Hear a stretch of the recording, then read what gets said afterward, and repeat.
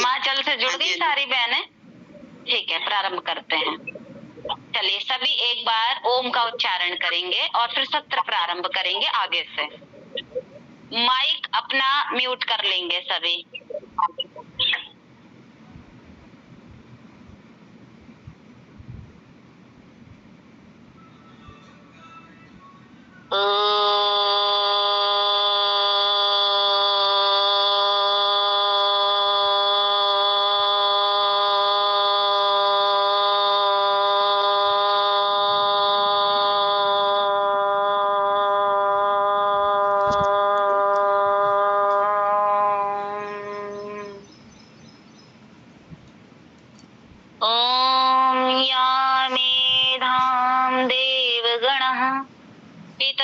पितरश्चोपासते तया मा मध्य मेधयाग्ने मेधाविनं कुरु।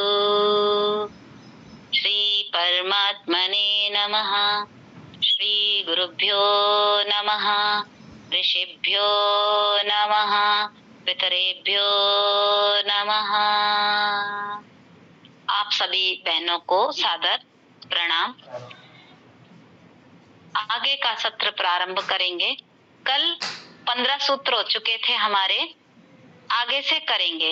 ये 15 सूत्र का जो प्रकरण था, देखो सामान्यतः सामान्य जीवन अर्थात सभी के जीवन के लिए ये 15 सूत्र बड़े महत्वपूर्ण हैं, क्योंकि हमारी वृत्तियों को जानना और उनको वो क्लिष्ट हैं अक्लिष्ट हैं देखना समझना और उनसे वैराग्य लाना, दूरी बना लेना, जो जीवन में मार्ग में बाधा है उनसे दूर रहना और आगे बढ़ाने में जो सहायक हैं उनका अभ्यास करके आगे चल पड़ना, ये सामान्य जीवन के लिए सबके लिए सिद्धांत है।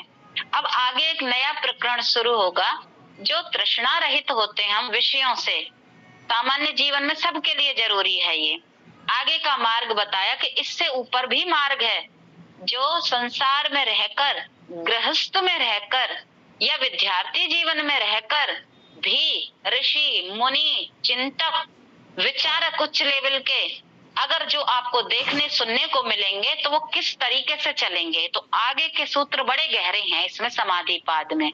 यहाँ पर विषय वितरण से पर कल खत्म करा था, क्या था?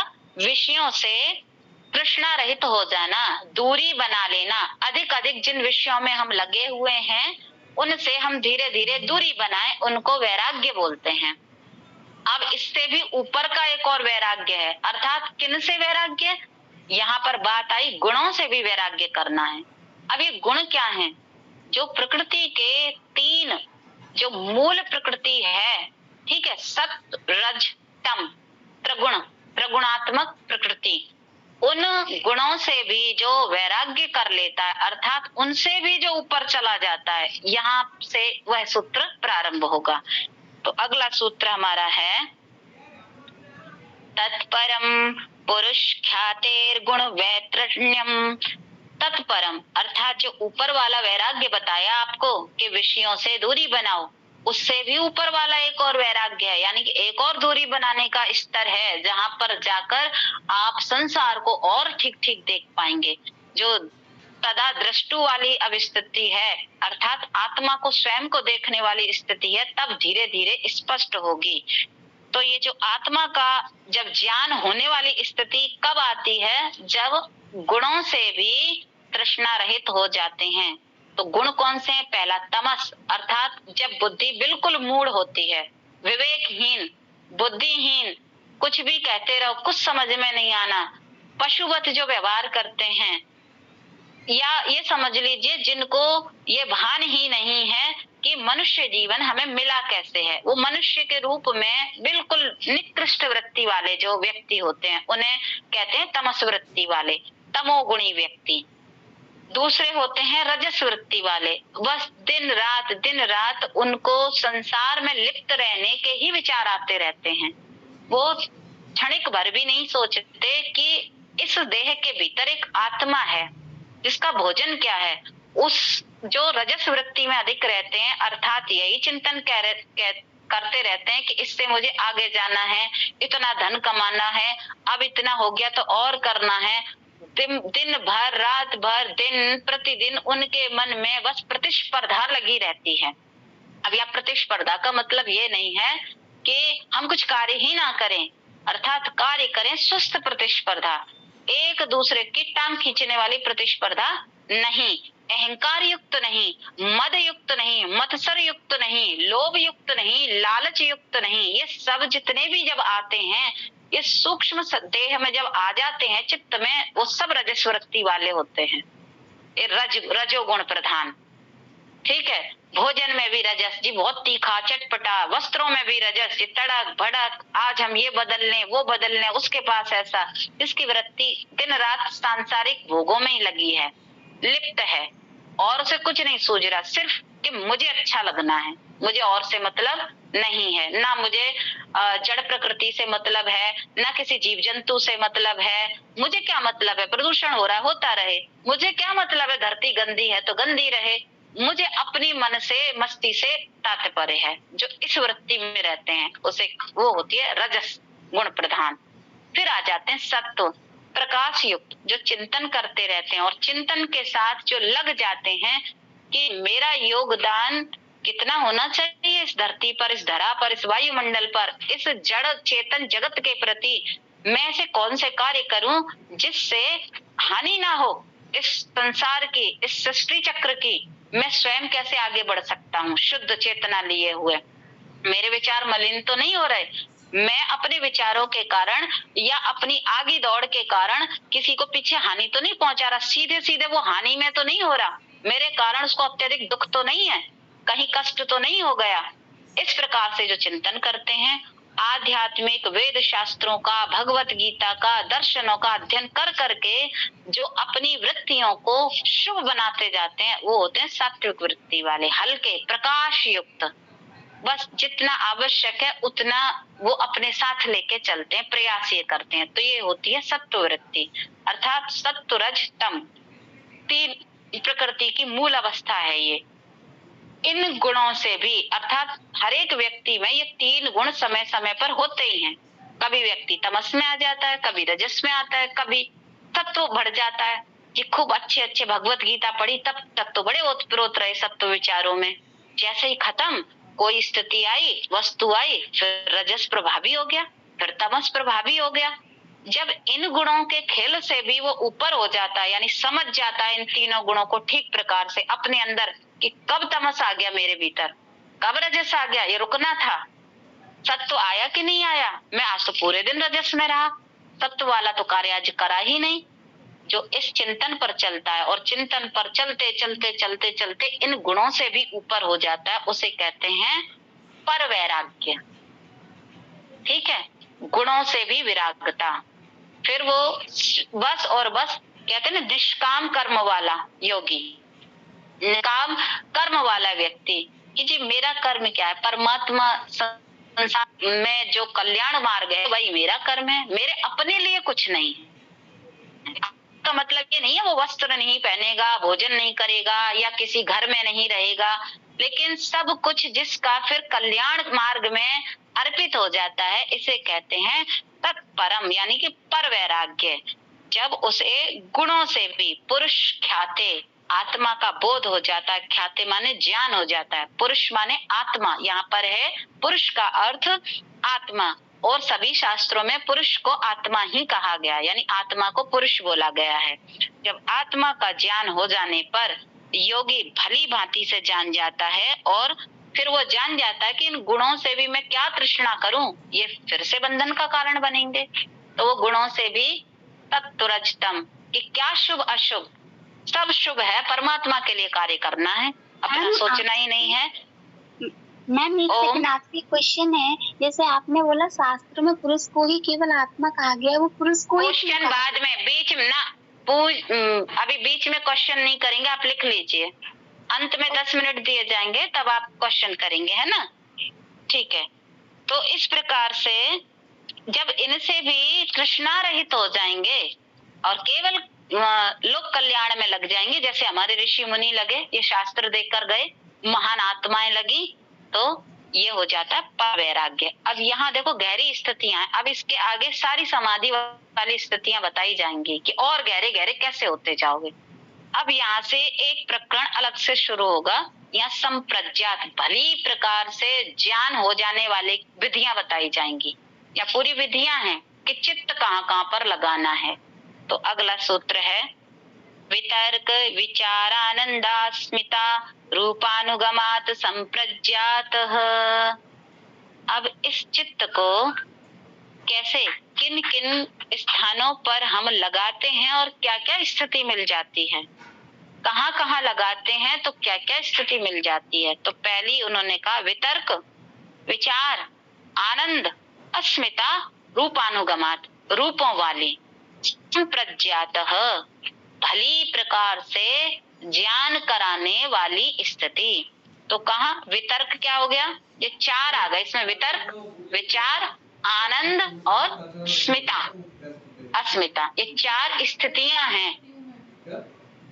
अब स्तर हैं समझ लीजिए, विलक्षण प्रकार से ज्ञान पैदा करने वाले, ठीक है,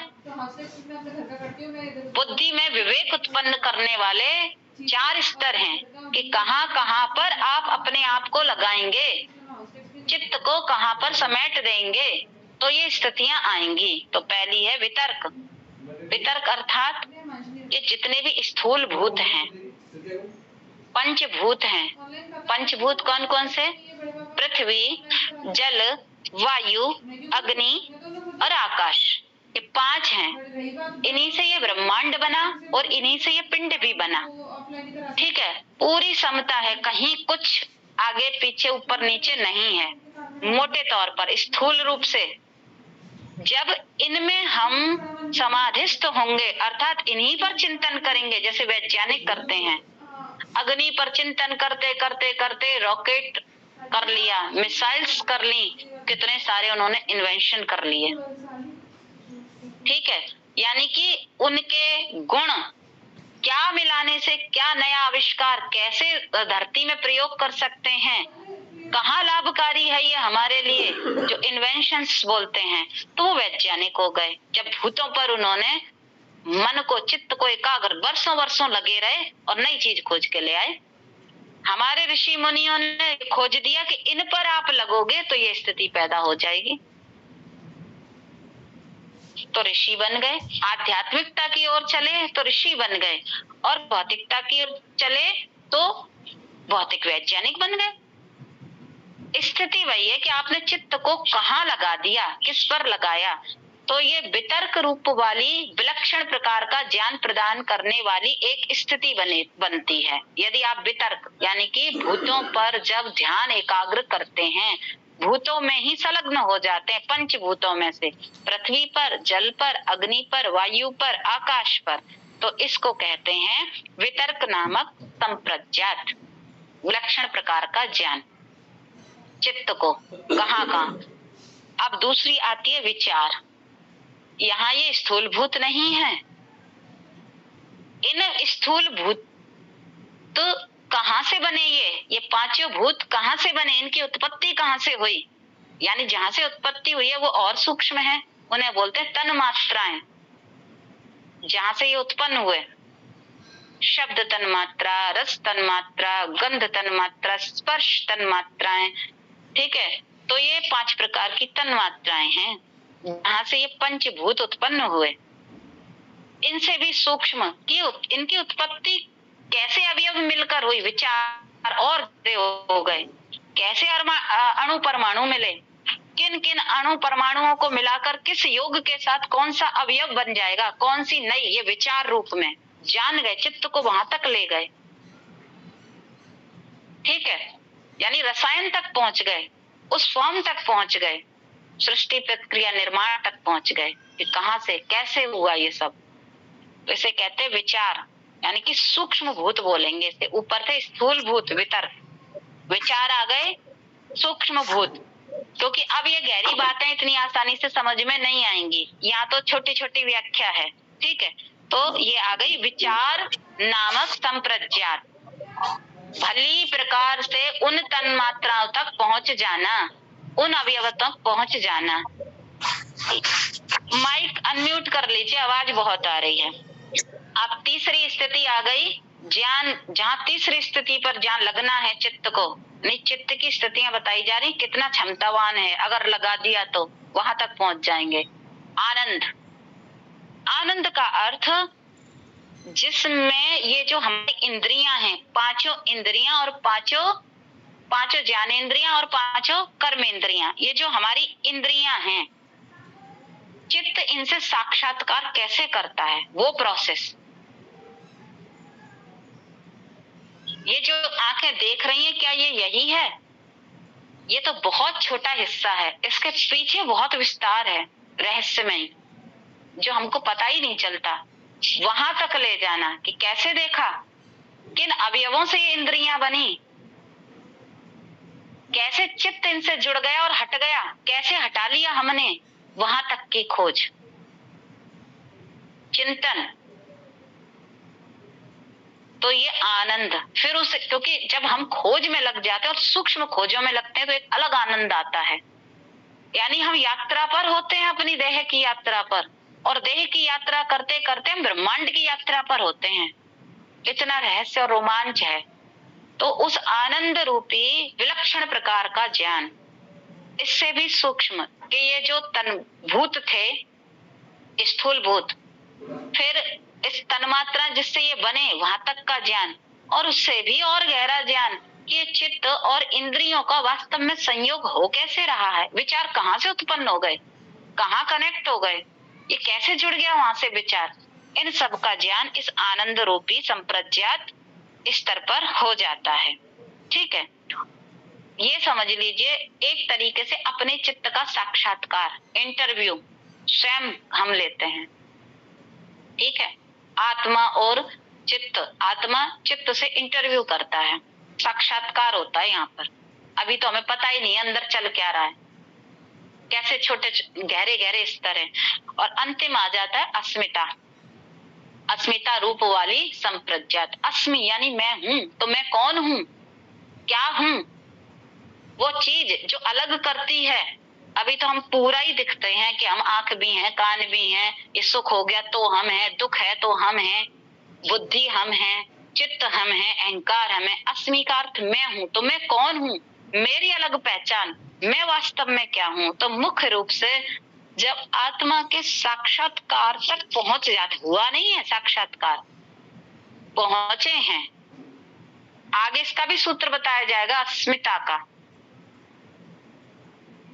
पहुंचे हैं, हुआ नहीं है तो वहां तक, लेकिन पता चल गया कि हाँ जी ये अलग है, ये अलग है, चित्त अलग है, बुद्धि अलग है, आत्मा अलग है। इतनी बारीक रेखा के क्लियरेंस पर भी हम पहुंच गए, क्लैरिटी पर हम पहुंच गए। तो उस अवस्था को अस्मिता नामक संप्रज्ञात कहते हैं, अर्थात वो वाला ज्ञान भी, विलक्षण ज्ञान हमको हो गया। तो इस प्रकार ये 4 स्तर हैं। ठीक है, समाधि, इसको समाधि नहीं कहा है यहाँ पर, अलग व्याख्याकारों ने संप्रज्ञात समाधि का इसको नाम दे दिया। ये है संप्रज्ञात रूपानुगमात, यानी कि रूप, ऐसे 4 रूपों वाली, ऐसी ये विलक्षण प्रकार का ज्ञान कराने वाली स्थितियां हैं ये 4।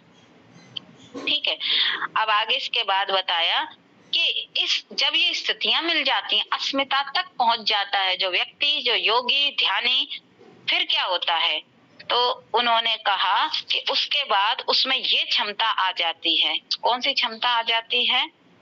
विराम प्रत्याभ्यास पूर्वः संस्कार शेषो अन्यः। विराम, विराम माने रोक देना, विराम प्रत्यया, प्रत्यय, विराम प्रत्यय वाली, यानी रोक देने वाले विषय की, यानी रोक देना भी तो एक विषय ही है, चला देना, रोक देना विषय हो गए ना अपने अपने। तो ऐसी अभ्यास पूर्व, ऐसा अभ्यास करना यानी कि रोक देना, ये अवस्था आ गई, यानी वो अस्मिता तक पहुंच गया जी, हाँ हो गया। तो अब तक इस कार्य को करने में जो संस्कार बने, अब कर्म किया तो संस्कार तो बनेंगे ना, स्थूल पर आए, फिर सूक्ष्म पर आए, फिर चेत आनंद पर आ गए, फिर अस्मिता पर आ गए। इस क्रिया को करने में, इस स्थिति तक पहुंचने में कर्म तो हुआ और संस्कार भी बने।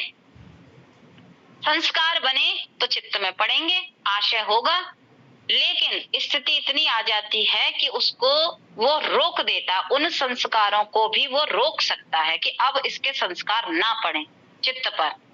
इतना वो अलग अलग उसे स्थिति अपनी पता चल जाती है। तो जब संप्रज्ञात स्तर वाले जो वस्तुओं को जो ज्ञान था हो गया ज्ञान, अब वहां वो उस पर चिपका नहीं रहा कि मुझे तो इतना ज्ञान हो गया और फिर उसने अहंकार दिखा दिया ना। उसने ये ज्ञान काय के लिए लिया था? स्वयं के जानने के लिए, बाहर प्रदर्शन के लिए नहीं लिया था। या क्लियर है ये? क्योंकि ये बहुत ऊंची स्थिति है। तो उसने उस संस्कार को रोक दिया, अर्थात प्रदर्शन नहीं करा उसका किसी भी रूप में और आगे बढ़ा।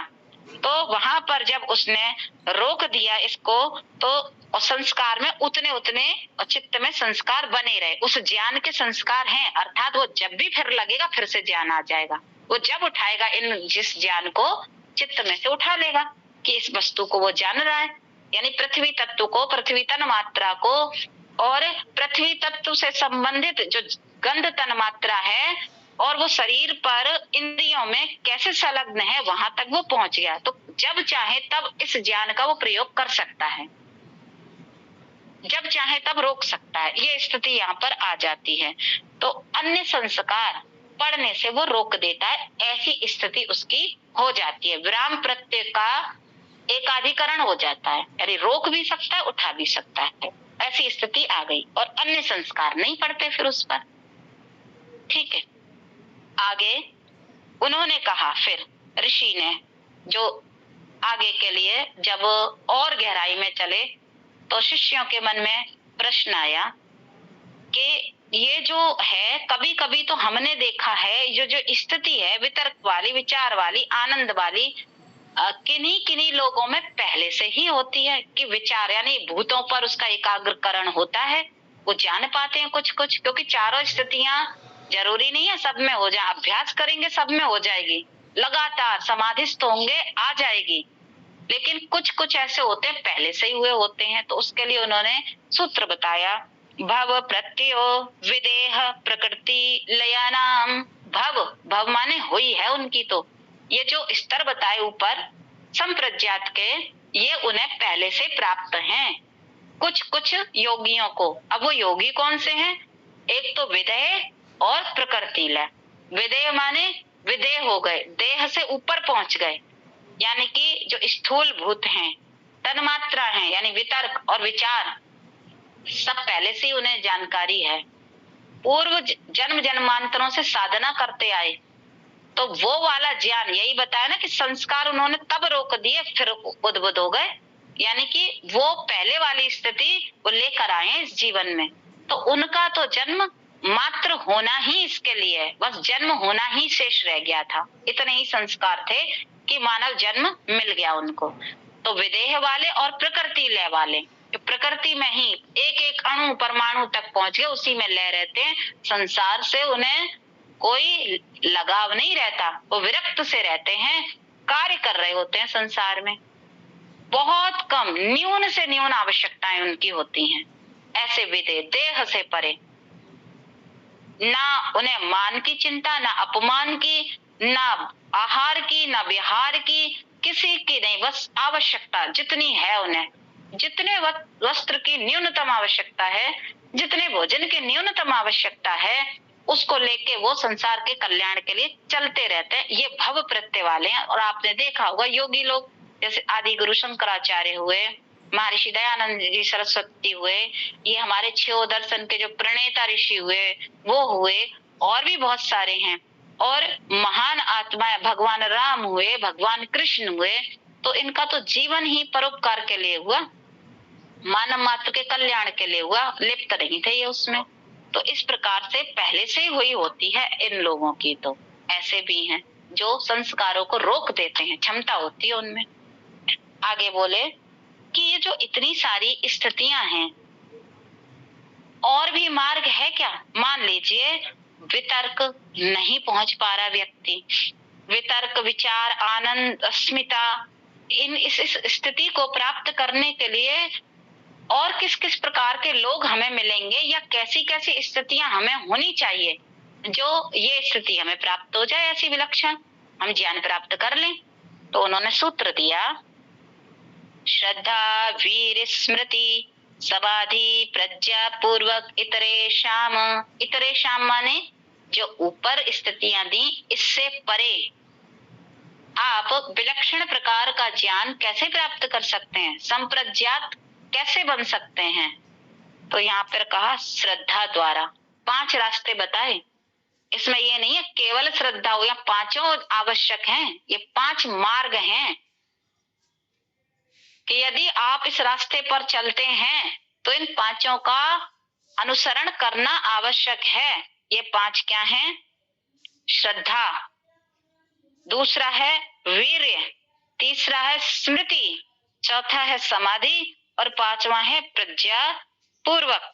यानी कि जो विदेह और प्रकृति योगी हैं उनसे भिन्न, ठीक है, उनसे भिन्न यदि समाधि तक पहुंचना है, योग की ऊंची स्थिति तक पहुंचना है तो मार्ग बताइए ऋषि जी। तो ये 5 रास्ते बताए, लेकिन ये 5 रास्ते में ये नहीं है जी एक ही अपना लो।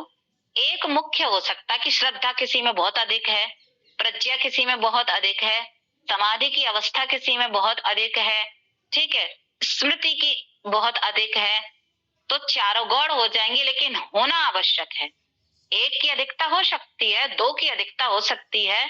अब ये कहा जाए जी 1 2 तो पूरी पूरी है, बाकी 3 नहीं है, तो ऐसे में काम नहीं चलेगा। ये 5 होना आवश्यक है। जिस मार्ग पर चले हैं, जिस मार्ग पर, अर्थात यदि हम समाधि वाले मार्ग पर चले हैं, योग वाले मार्ग पर चले हैं, स्वयं को जानने वाले मार्ग पर चले हैं, तो श्रद्धा, अत्यंत श्रद्धा, श्रुतधा, सत्य को धारण करने वाली स्थिति कि यही सत्य है, इससे परे कुछ नहीं है, इसे बोलते हैं श्रद्धा। ये नहीं कि जो मिला उसी पे श्रद्धा हो गई, सत्य को धारण करने वाली स्थिति, धा धी बुद्धि, ऐसी बुद्धि कि यही मार्ग है और इस पर ही चलना है। प्रथम श्रद्धा, अतिरेक श्रद्धा का, जो पीछे सूत्र में आया ना, सत्कारा सेवितो, ठीक है, सत्कार पूर्वक सेवा करना, श्रद्धा होगी तभी हो पाएगा। तो सब जुड़े हुए हैं। वीर्य यानी उत्साह, किसी में शौर्य होता है ना, उत्साह, उत्साह में कमी नहीं आनी चाहिए। जिस मार्ग पर चले हैं कि हाँ जी यहीं से रास्ता मिलेगा, यही है, चाहे आप वितर्क वाले पर चलें, चाहे आप विचार वाले पर चलें, क्योंकि एक के बाद एक आएगा और पहली स्थिति प्राप्त है तो दूसरी पर चलेंगे, तो वहां श्रद्धा भी हो और आपका वीर्य भी हो। वीर माने तेज, साहस, शौर्य, कि कहीं भी मलिनता नहीं आनी चाहिए चित्त में, क्षण भर की भी, इसे कहते हैं वीर। स्मृति, याद रहना चाहिए, स्मरण रहना चाहिए कि हम कहाँ से चले थे, कहाँ पहुंचे हैं, जाना कहाँ है, ये विस्मृति एक क्षण के लिए भी नहीं होनी चाहिए। और इसमें जो हमें सहयोग देंगे आगम प्रमाण, ऋषि मुनियों के वचन, उनसे परे नहीं हटना है हमें, इसे कहते स्मृति। समाधि, महर्षि पतंजलि का जो मार्ग उन्होंने कहा, अष्टांग योग और क्रिया योग, ये पूरा इसी में आ जाता है। जिस जिस योगी के आप साथ चलते हैं, 6 दर्शनों के योगी हैं, वैशेषिक दर्शन है, सांख्य दर्शन है, मीमांसा दर्शन है, वेदांत दर्शन है, एक ये योग दर्शन है, 6 दर्शन है हमारे। जिन जिन योगियों को लेकर आप चलते हो, ठीक है, उन योगियों के वचनों में समाधिस्थ हो जाना कि यही है, यहीं से खोजेंगे हम पूरा मार्ग। उन्होंने दृष्टिकोण दिए और सारे दर्शन एक दूसरे की व्याख्या करते हैं। जैसे कभी कभी ऐसा लगता है ये 6 दर्शन एक ही बड़ी पुस्तक के 6 पार्ट हैं कि पहले ये पढ़ लो फिर उसके बाद ये, और इसके ऐसे 6 दर्शन कनेक्ट हैं एक दूसरे से, क्योंकि जो इसमें बताया है इससे पहले इस सूत्र की व्याख्या न्याय में कर चुकी होते हैं, तो आगे ऋषि खोलते नहीं है अगले दर्शन में कि पहले बताई जा चुकी है। यानी एक ही बड़ी पुस्तक के 6 चैप्टर्स हैं, बड़े बड़े 6 पार्ट हैं। तो इस प्रकार से पूरी समाधिस्थ हो जाना, प्रज्ञा पूर्वक, प्रज्ञा अर्थात ज्ञान पूर्वक, प्रज्ञा का अर्थ है वो विवेक ज्ञान, वो सूक्ष्म ज्ञान, उसको विस्मृत नहीं होने देना है कि हम तो बुद्धिमान है, परमात्मा ने मनुष्य को बुद्धि युक्त होकर भेजा है, इसलिए वो मनुष्य है, नहीं तो नहीं है। तो पूरे ये ध्यान रखते हुए समाधि में ऋतंभरा प्रज्ञा, ये बताई है, बहुत ऐसी बुद्धि जो सत्य का ही धारण करने वाले, ऋतंभरा, ऋत से भरी हुई, नियम से भरी हुई, जहां वो नीचे जाती ही नहीं है, ऐसी प्रज्ञा।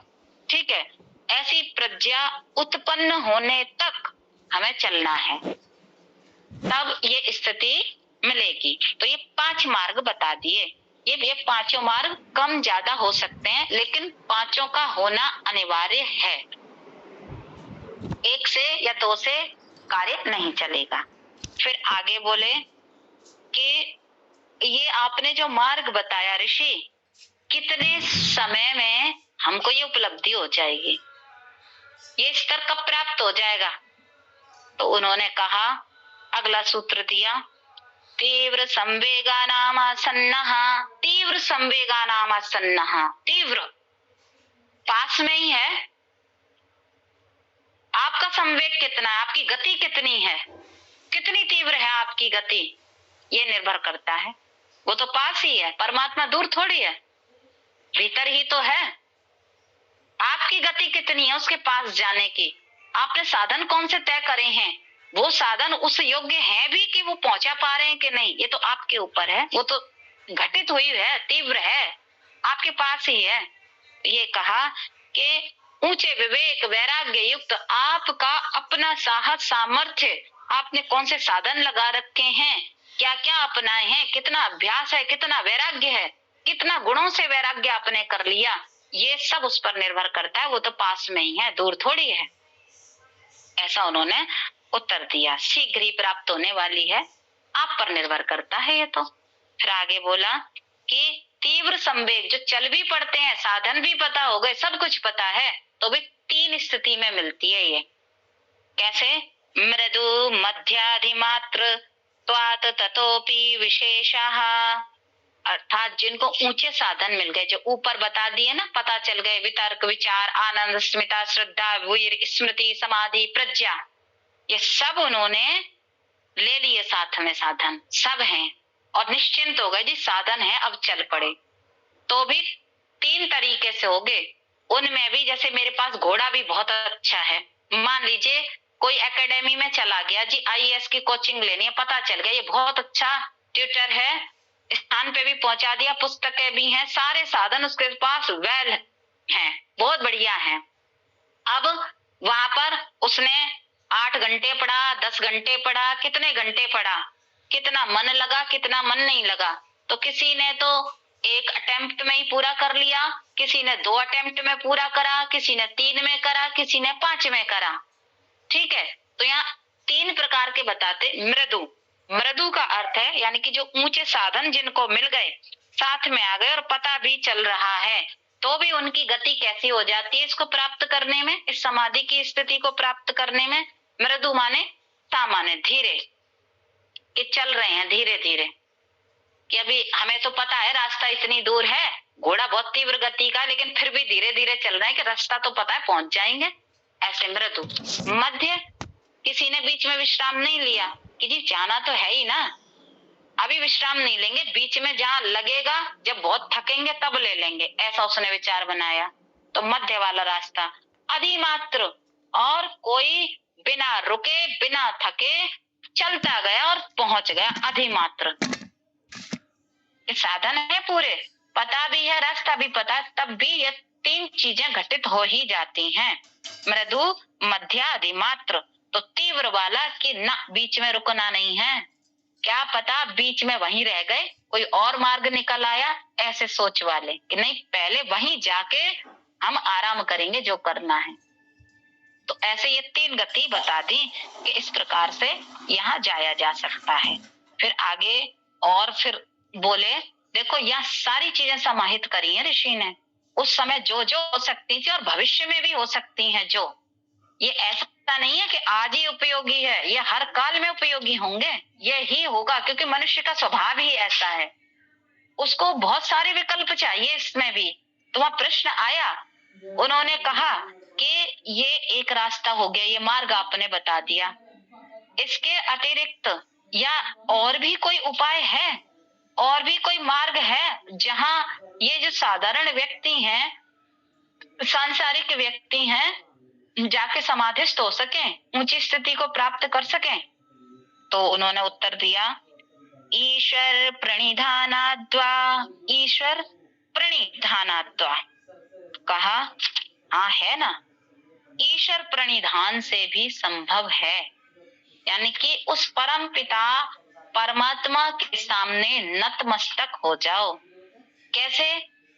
सब कर्म करते हुए, सब कर्म का अर्थ जो आपके लिए उपयोगी हैं, स्वधर्म स्वकर्म, भली प्रकार से अपने कर्मों को देखते हुए, कुछ नहीं आ रहा, समाधि की स्थिति नहीं बन रही है, समझ में भी नहीं आ रही है, तो ईश्वर के यहाँ कोई तो परम शक्ति है जो मेरा कल्याण करेगी। तो मन से, वचन से और कर्म से बिल्कुल समर्पित होकर कि मुझे हर क्षण कोई तो शक्ति है जो देख रही है, बिल्कुल गलत ना करूं, कोई तो है जो मुझे हर क्षण सुन रहा है, कोई तो है जो हर क्षण मेरा अनुभव कर रहा है, मैं उसकी नजरों से, उसकी दृष्टि से बिल्कुल भी क्षण भर के लिए भी दूर नहीं हूं।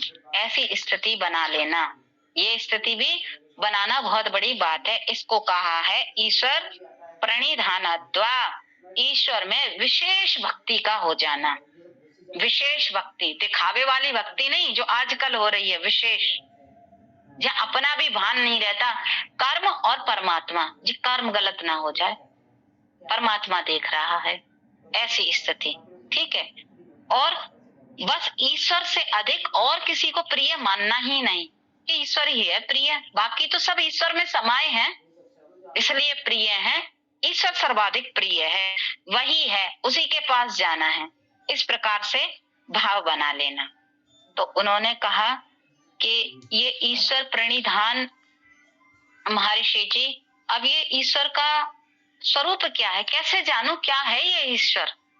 तो देखो उन्होंने बायोलॉजिकल फॉर्म में कितना सुंदर सूत्र दिया। कोई ईश्वर की कल्पना ऐसे भी कर सकता है और बिल्कुल वास्तविक करी।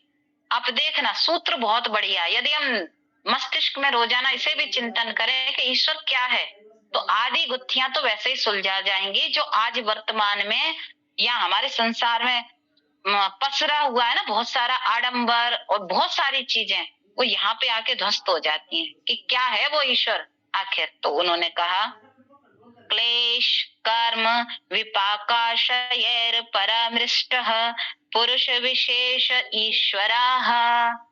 कौन कौन से शब्द आए? क्लेश, कर्म, विपाक, आशय, अपरामृष्टः, जो बिल्कुल अछूता है इन चारों से, परे है, ये चार वो करता ही नहीं है। ऐसा पुरुष विशेष, पुरुष नहीं पुरुष विशेष, पुरुषों में विशेष, पुरुष अर्थात आत्मा, सबका आत्मा। यहाँ पर जो बहन ने प्रश्न करा था वो मैं क्लियर करती हूँ। अब वेदों में, शास्त्रों में आत्मा के लिए एक शब्द आया है पुरुष। सबकी आत्मा पुरुष है। देह गुण स्वभाव के अनुसार देह का नाम नर और नारी, पुरुष या स्त्री कर दिया गया है। सबके भीतर पुरुष है, सबके भीतर। ये जितना व्यवहार हम करते हैं ना, हमारा व्यवहार 95% व्यवहार तो हमारा स्त्री और पुरुष को लेकर ही होता रहता है, उसी के अनुसार गढ़ लेते हैं। लेकिन यहाँ आपने देखा अभी तक एक भी शब्द आया स्त्री, ये जी स्त्री देह में, ऐसा ना, पुरुष आया है। और वो पुरुष मानव देह के लिए नहीं आया, चेतना के लिए आया है, ऊर्जा के लिए आया है, आत्मा के लिए आया है। दृष्टा शब्द, पुरुष शब्द।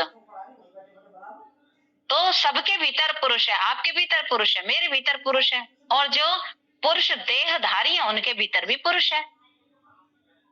स्त्रीणता भी सभी में, यानी स्त्री तत्व यानी प्रकृति तत्व, जो देह से पुरुष हैं तो देह प्रकृति है उनकी। बस यही है, ये झमेला इतना सारा चल रहा है ना, स्त्री पुरुष, वहां कुछ है ही नहीं ऊपर स्तर पर। अब देखो कितने सुंदर दर्शन है ये, आदि बुद्धि क्या, पूरी बुद्धि खुल जाती है व्यवहार की। तो ये पुरुष विशेष यानी कि जो आत्मा है ना, उन सबका आत्मा, विशेष आत्मा जिससे सबकी आत्माएं संचालित होती हैं, ऐसी आत्माओं में वो विशेष आत्मा, परमात्मा, परम आत्मा हमारी आत्माएं हैं, परमात्मा वो है। यानी कि हमारी आत्मा के भीतर वो पुरुष विशेष है। तो दो पुरुष हो गए ना हमारे भीतर, सबके भीतर। एक तो हम स्वयं पुरुष जीवात्मा, एक पुरुष विशेष परमात्मा। तो इस देह के भीतर कितने पुरुष हुए? दो, सारी सबकी देह के भीतर। ठीक है, तो वो पुरुष विशेष है। कैसा पुरुष विशेष है? ऐसा पुरुष विशेष वो ईश्वर है। कैसा? ना तो वो कर्म करता है, हमारे जैसे कर्म नहीं करता जैसे हम कर्म में होते हैं, ना उसे कोई क्लेश होता है, ना विपाक होता है, यानी ना वो फल भोगता है। विपाक माने पक जाने के बाद जब भोगे जाते हैं फल। ना आशय, ना कोई संस्कार बनता है उसका, जी तुमने कर्म कर लिए तो भोगने पड़ेंगे ईश्वर को, ना। अब देख लो चारों में, अब गढ़ो तस्वीर, क्या गढ़ते हो परमात्मा की, बनाओ मूर्ति, कैसे बनेगी परमात्मा की मूर्ति? क्या हो सकती है ऐसे?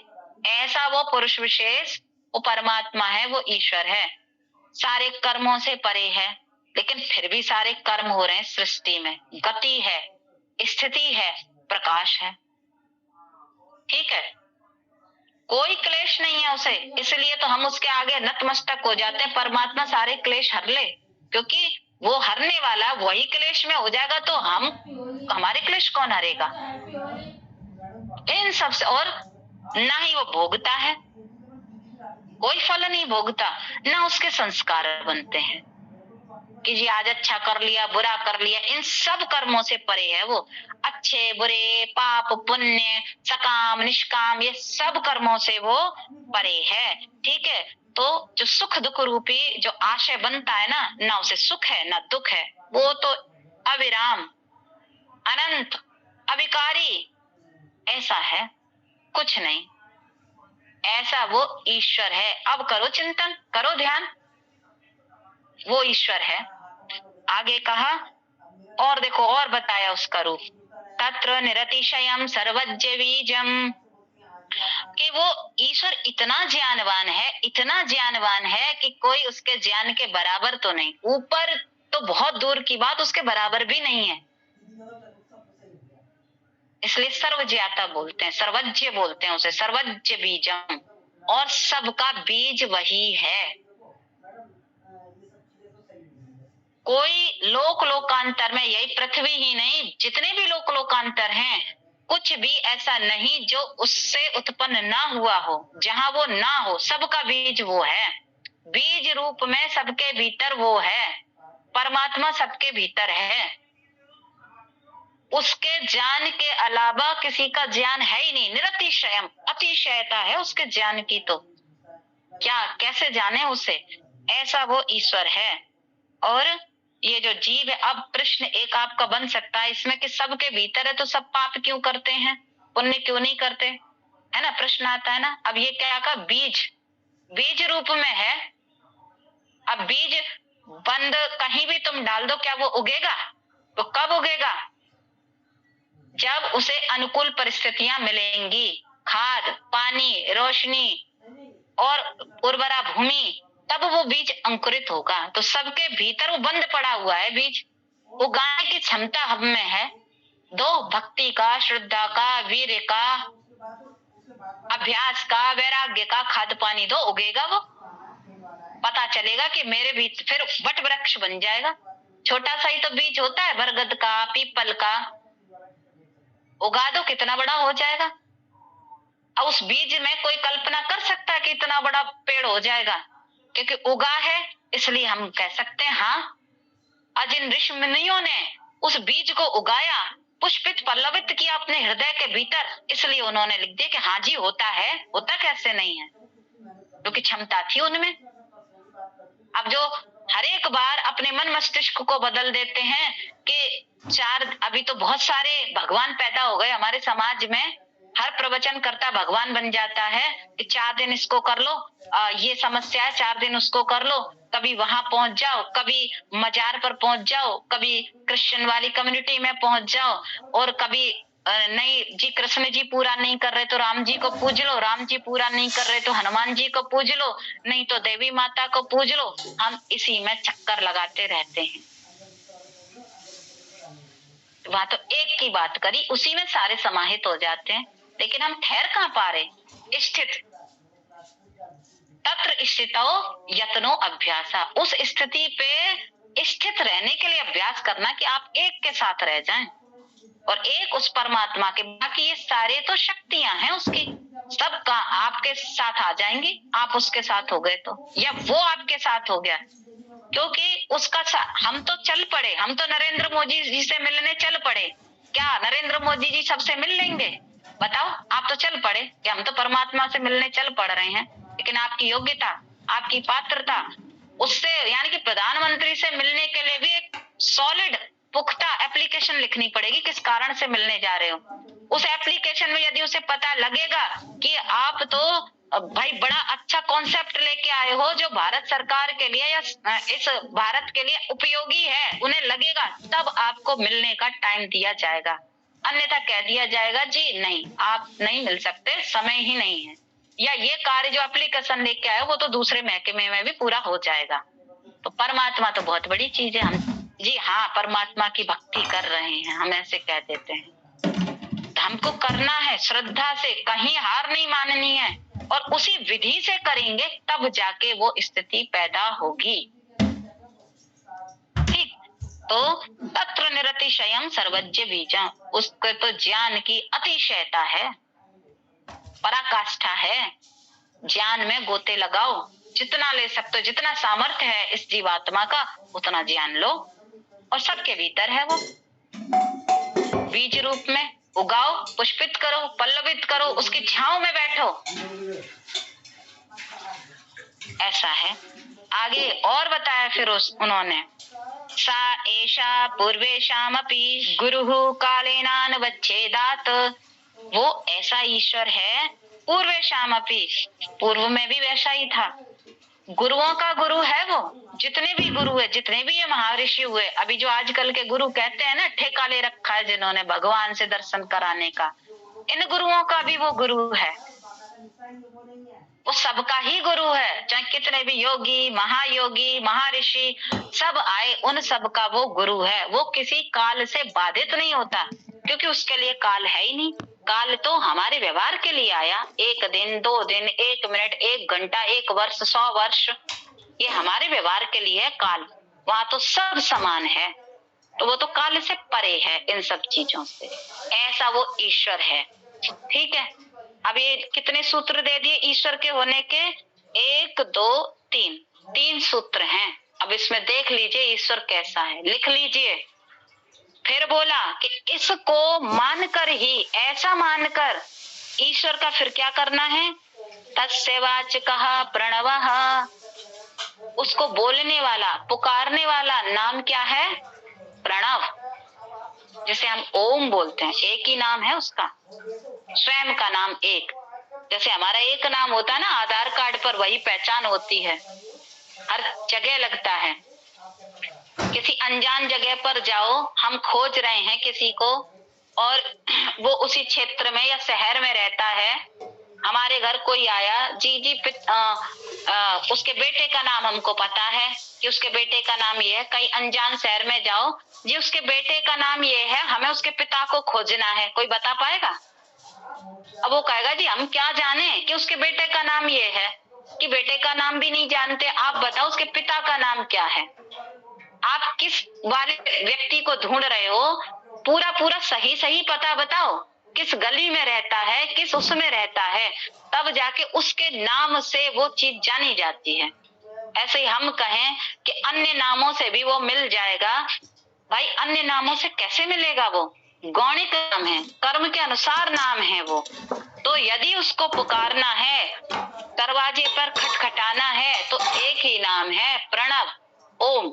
बाकी गुणवाचक है, उसके जो जो सृष्टि में कर्म हो रहे हैं उसके अनुसार नाम दे दिए गए वेदों में कि ऐसा करता है तो ऐसा हो जाता है। इसलिए परमात्मा को अग्नि भी बोलते हैं, प्रजापति भी बोलते हैं, स्वयंभू भी बोलते हैं, शिव भी बोलते हैं, विष्णु भी बोलते हैं, महेश भी बोलते हैं, बहुत सारे नाम हैं। लेकिन उसका स्वयं का नाम यदि आप उसको पुकारोगे, दस्तक दोगे, उसके समीप जाओगे तो एक ही नाम है, तस्य वाचकः प्रणवः। उसको पुकारने का जो उसका स्वयं का नाम है वो है प्रणव। और उसको भी जपना कैसे है, पुकारना तो है बड़ी विनम्रता से, अर्थ सहित। तो सूत्र दिया, तज्जपत तदर्थ भावनम, उसके अर्थ की भावना से उसका जाप करो। अब ओम के अर्थ का बहुत सारे हैं, सत्यार्थ प्रकाश में 100 नामों की सूची दी, उनके अर्थ भी बताए, और बहुत सारे हैं। ठीक है, तो ये तो लंबा विषय है, बस ये है कि उसके नाम का जाप अर्थ की भावना से करो। जब आप अर्थ की भावना से उसका जाप करेंगे परमात्मा के नाम का, तब क्या होगा? तब उन्होंने कहा, ततः प्रत्यक्ष चेतनाधिगमो अप्य अंतराया भावाश्च। ततः तब प्रत्येक को जो इस प्रकार इस विधि से उसके स्वरूप का, उसके नाम का जाप करता रहेगा, तो प्रत्येक को अपनी चेतना के दर्शन होंगे, अधिगम होंगे, आत्मा तक वो पहुंच पाएगा। और क्या हो जाएगा? अंतराया भावाश्च, भावाश्च माने चले जाएंगे, अंतराय, अंतराय यानी विघ्न, जो बाधाएं हैं जो योग मार्ग में उसको आगे बढ़ने से रोक रही थी, वो उसकी हट जाएंगी। ठीक है, ये बताया। तो ये जो विघ्न बाधाएं हैं योग मार्ग में आती हैं, हमारे जीवन को बाधित करती हैं, जीवन को बाधित अर्थात आपको जीवन भी सही से नहीं चलाने दे रही, वो बाधाएं उन्होंने बताई। वो कौन सी बताई उन्होंने? व्याधि स्त्यान संशय प्रमादालस्य वृत्ति भ्रांति दर्शनालब्ध भूमि कत्वानवस्थी तत्वानि चित्त विक्षेपास्ते अंतरायाः। चित्त में ये 9 प्रकार के विक्षेप आ जाते हैं, व्यवधान आते हैं, ये अंतराय हैं। कौन कौन से?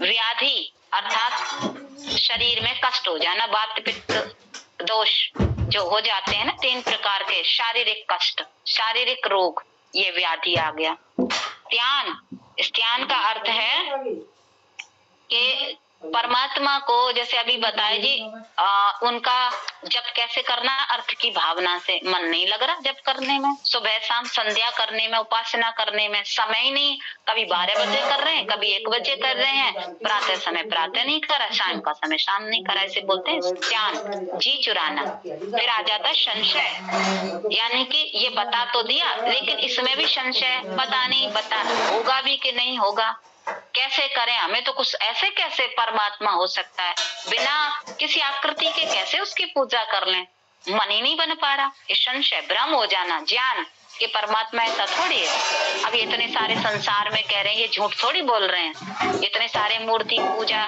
कर रहे हैं तो ये क्या झूठ थोड़ी ना पूजा कर रहे हैं, ऐसे भ्रम बार बार आ जाना, वहां तक पहुंच नहीं पा रही बुद्धि। प्रमाद, प्रमाद माने जो ये साधन है आगे बढ़ने वाले, जीवन को सुख में बनाने वाले, वास्तविक रूप से सुख में बनाने वाले, इनको भूल जाना, प्रमाद कर लेना। ठीक है, लापरवाही करना, जैसे योगाभ्यास करने में लापरवाही कर देना, स्वाध्याय करने में लापरवाही, अरे क्या होगा पढ़ के, अब कोई उम्र थोड़ी है पढ़ने की। कहते हैं ना, जब बूढ़े हो जाएंगे तब कुछ गीता वीता का जाप आप कर लेंगे, पढ़ लेंगे, तब अभी उम्र थोड़ी है, अभी तो खेलने खाने की उम्र है। ऐसे ऐसे हमारे घरों में कहा जाता है। प्रमाद, आलस्य, शरीर में आलस्य आ जाना, भारीपन हो जाना। ठीक है, और प्रातः काल उठ ही नहीं पा रहे, पुरुषार्थ नहीं कर रहे, क्योंकि शरीर का संघर्ष भी तो बहुत जरूरी है, देह का, इसे कहते हैं आलस्य। अविरति, मन में रूप रस यानी जितने भी विषय है ना, उनको फिर से भोगने की इच्छा जागृत हो जाती है बीच बीच में, कभी तो रुक गई फिर जागृत हो गई, इसे कहते हैं अविरति, हट गए वहां से कुछ समय के लिए। भ्रांति दर्शन यानी कि उल्टा विपरीत ज्ञान हो गया, विपर्य ज्ञान बताया था, मिथ्या ज्ञान, भ्रांति दर्शन, विकल्प आ गए, जड़ चेतन को लेकर ही समस्या हो गई। परमात्मा साकार है, निराकार है, सगुण है, निर्गुण है, क्या है ये भ्रांतियां आ गई। ऋषियों के शब्दों पे ही भरोसा नहीं रहा, जबकि वहां तो बताया उसी को लेकर तो चलना था। तो ऐसे भ्रांति दर्शन हो गया है। चेतन को जड़ मान लेना, जड़ को चेतन मान लेना, ये भ्रांति दर्शन है। अलब्ध भूमि तत्व, यानी कि लगातार कर तो रहे हैं लेकिन फिर भी समाधि की स्थिति नहीं बन रही, चित्र लग ही नहीं रहा, हो ही नहीं पा रहा, इसे कहते हैं वो भूमि नहीं मिल रही अभी, लेकिन फिर भी लगे रहना है। फिर अनवस्थित तत्व, एक बार स्थिति बन गई समाधि की लेकिन टूट जा रही है बार बार। तो इस प्रकार के ये 9 व्याधाएं, यदि हम उस प्रकार से जो ईश्वर का यहाँ रूप बताया उसको जपेंगे तो ये सब हट जाएंगे। और इनके साथ 4 और आते हैं विक्षेप, वो भी हट जाएंगे। वो 4 कौन से हैं? दुख, दौर मनस्य, अंग में जत्व, श्वास प्रश्वासा, विक्षेप सहभवः। तो ये जो 4 और, ये अगर 9 आएंगे तो ये 4 आने ही आने हैं। दुख हो जाना, दुख कौन सा? आध्यात्मिक, आधि भौतिक और आधि दैविक, ये 3 प्रकार के ताप बताए गए हैं, यानी दुख बताए गए हैं।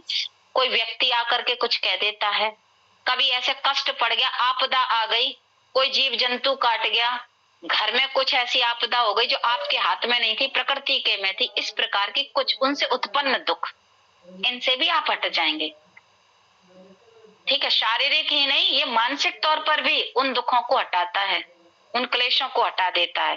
दौर मनस्ते, इच्छा पूर्ति नहीं हो रही तो मन खिन्न हो गया जी, कंपन होने लग जाता है, फिर तो लग ही नहीं रहा, इसे कहते हैं दौर मनस्य। अंग में जत्व, बैठे हैं, ध्यान में बैठे हैं, संध्या कर रहे हैं, और आपने देखा होगा तभी छींकें आ जाएंगी, उबकाई आएगी, शरीर में खुजली होने लग जाती है, ऐसा लगता है शरीर पर कोई जीव जंतु चढ़ रहा है, अक्सर ऐसा होने लगता है।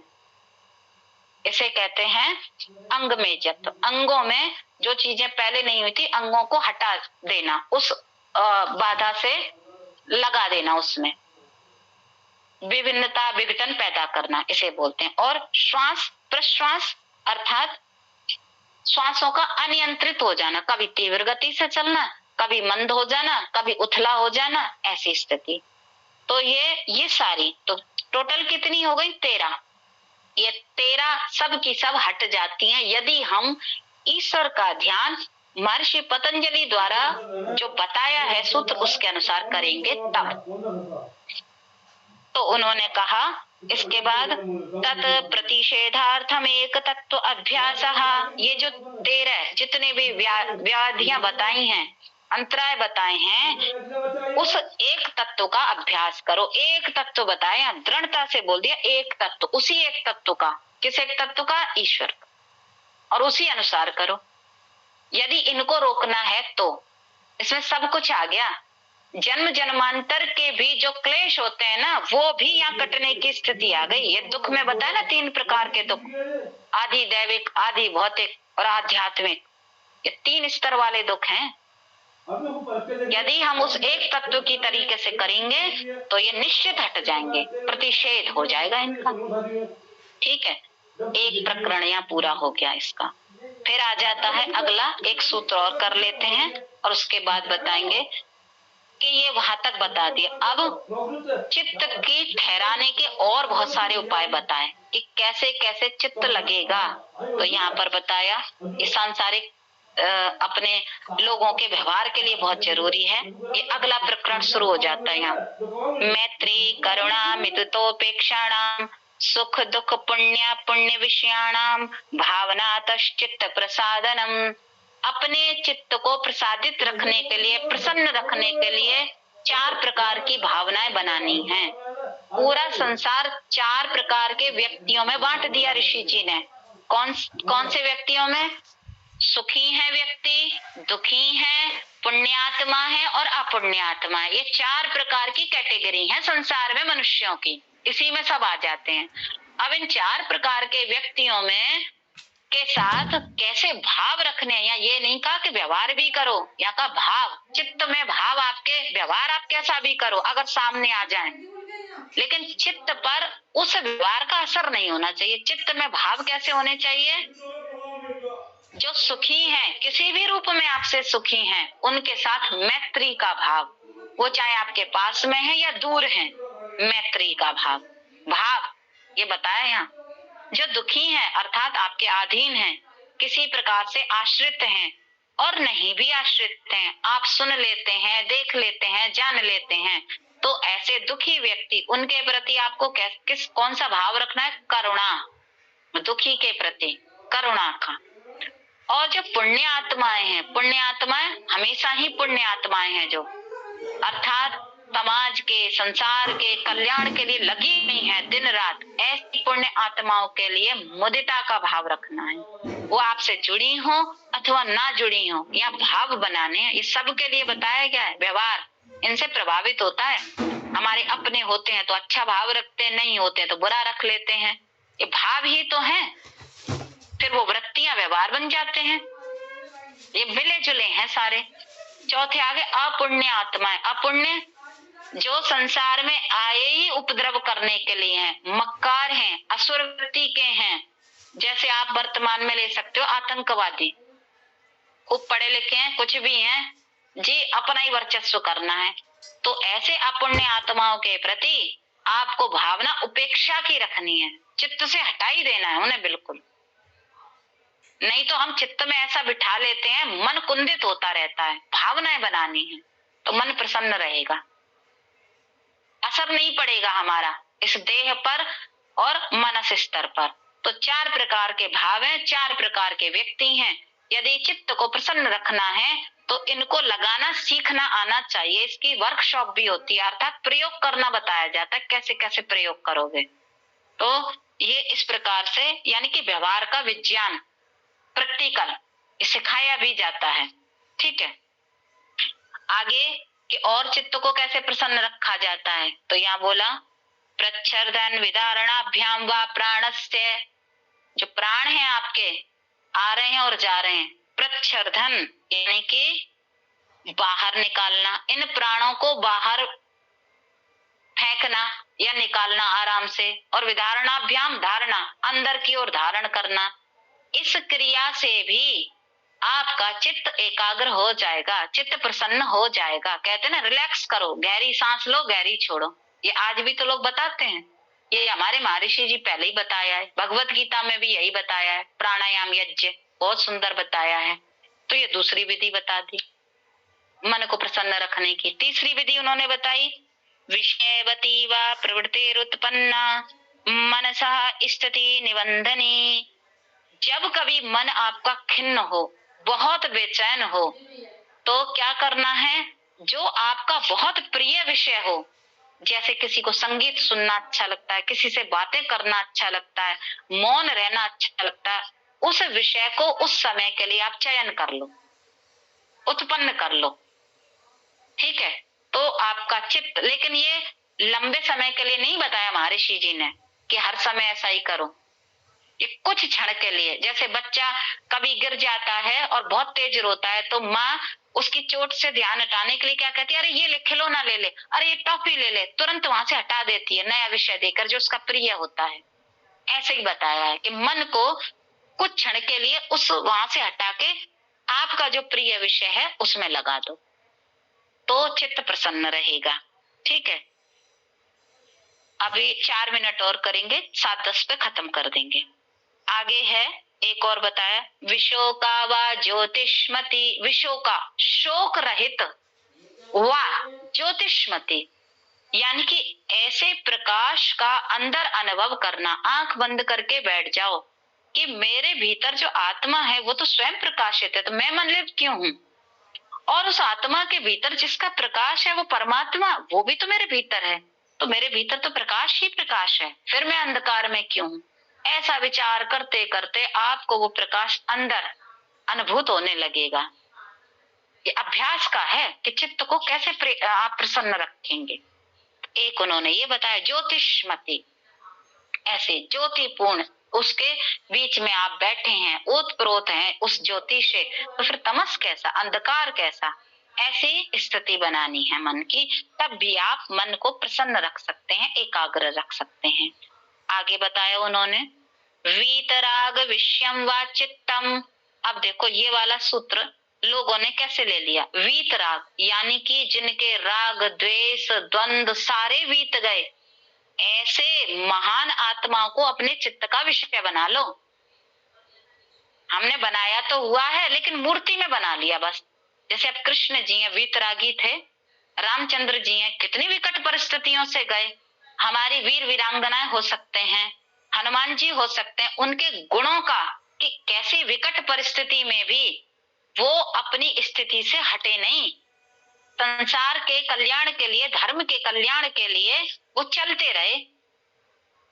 ऐसा सोच के उनको अपने चित्त का विषय बना लो। और भी जो आपको प्रिय हैं, जो आपके मेंटोर हो सकते हैं, आपके घर में भी बहुत से ऐसे हो सकते हैं जो जिनको आपके भाई इनका मार्गदर्शन बड़ा अच्छा है, उनके गुणों पर चित्त का विषय बना लो, एकाग्र हो जाएगा। इसे कहा वीतराग विषयम व चित्तम, मुक्त आत्माओं को अपने चित्त का विषय बना लो। बहुत हो सकते हैं, भगवान बुद्ध हो सकते हैं, महावीर हो सकते हैं, जो जो अपने अपने भाई संप्रदाय से जुड़े हैं, तो उसके लिए आप ये कर सकते हो। तब भी आपका चित्त प्रसन्न रहने लगेगा, क्योंकि जब आप गुण का मन में बिठाकर वैसे ही अनुसरण करोगे, व्यवहार में लाना, ये मात्र मूर्ति या चित्र तक की बात नहीं है यहाँ पर, वो तो गहराई वाली बात कर रहे हैं, चित्त वाली बात। तो ऐसे भी आप प्रसन्न रह सकते हैं। आगे बताया, स्वप्न निद्रा ज्ञान लंबनम व, स्वप्न और निद्रा के द्वारा, उनके ज्ञान का आलंबन के द्वारा भी चित्त को प्रसन्न रख सकते हो। मान लो आपके स्वप्न बड़े डरावने आ रहे हैं, या आपको सुबह उठ के मन में खिन्नता आती है, ऐसे स्वप्न आते हैं, निद्रा आती ही नहीं है, तो उसका अभ्यास बार बार, जो स्वप्न आ रहे हैं उसके विपरीत, यानी अच्छे विचारों का दिन भर चिंतन करो, जो आप चाहते हो कि जिस स्वप्न में आए यही आए मेरे, तो उसका चिंतन करो दिन भर। जी गहरी निद्रा आए, तो निद्रा का सूत्र बताया था ना, आभाव प्रत्यालंबना वृत्तिर निद्रा, सब वृत्तियों का अभाव हो जाए सोते समय, परमात्मा कोई विचार ना आए, ऐसी गहरी निद्रा मुझे दे। उसके लिए अभ्यास करो। उसके ज्ञान का आलंबन भी ले सकते हैं कि हम अब गहरी निद्रा में जा रहे हैं, और गहरे में जा रहे हैं, और गहरे में जा रहे हैं। एक ये मन को प्रसन्न कर सकता है, ठीक है। और फिर आ जाता है यथाभिमत ध्यानाद्वा, यथाभिमत, और उनका भी आप प्रयोग कर सकते हैं चित्त को प्रसन्न रखने के लिए, जो आपकी जानकारी में बहुत से समाज प्रमाणित कर दिया है कि इस प्रकार से आप करोगे तो चित्त प्रसन्न होगा।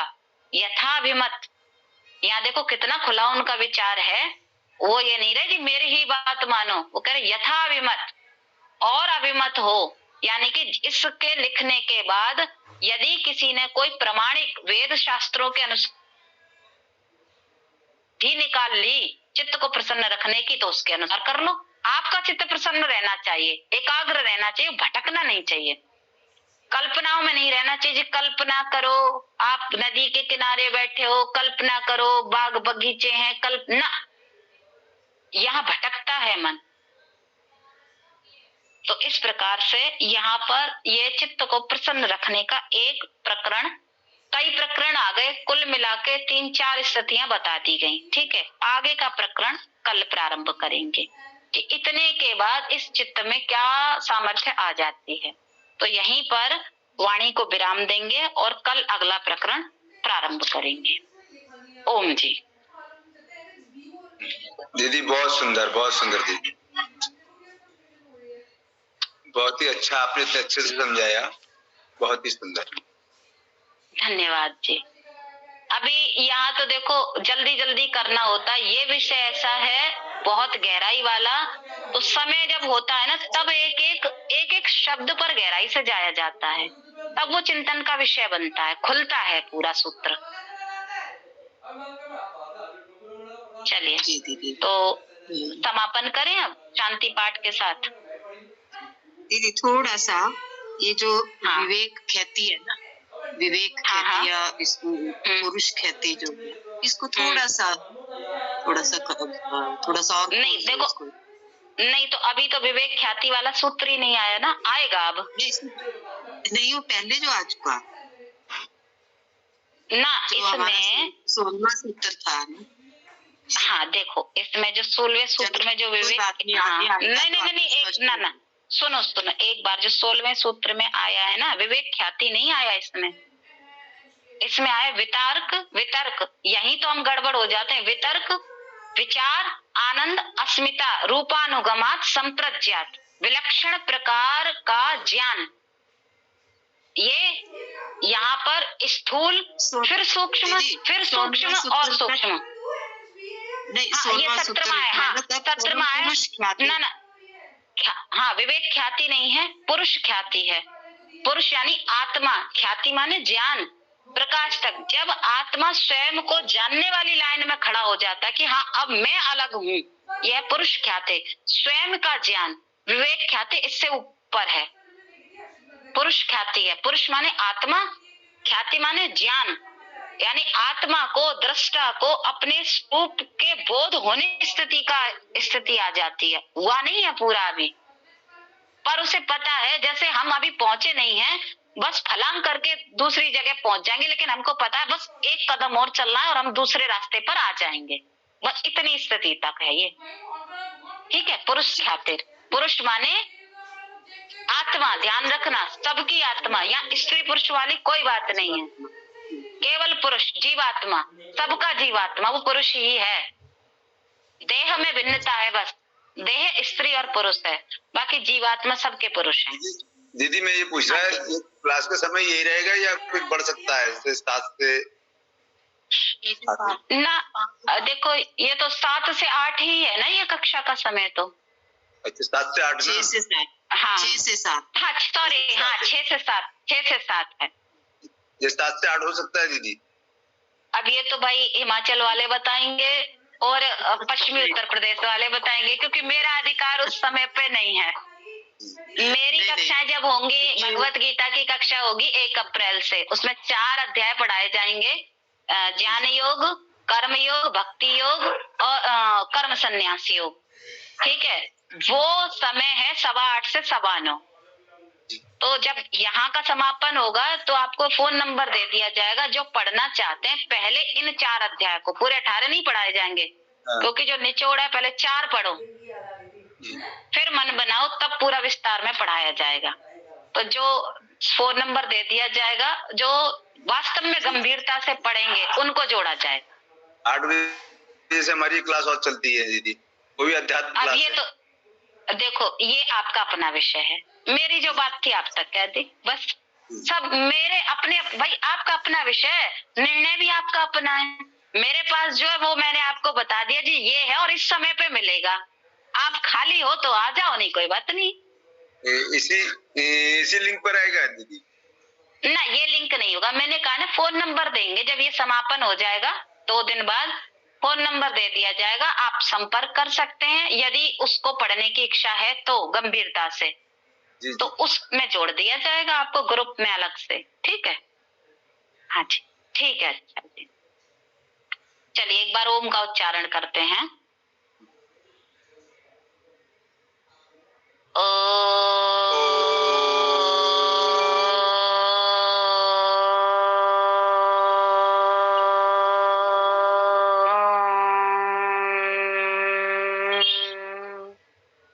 ओम यज्जाग्रतो दूरमुदैति देवं तदु सुप्तस्य तथैवेति दूरंगमम् ज्योतिषां ज्योतिरेकं तन्मे मनः शिव संकल्पमस्तु। ओम शांति शांति शांति। सभी को ओम। नमस्ते। नमस्ते नमस्ते नमस्ते।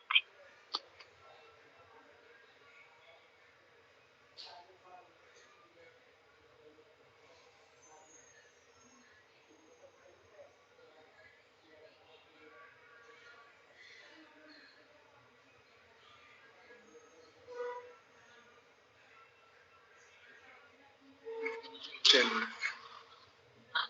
यहाँ से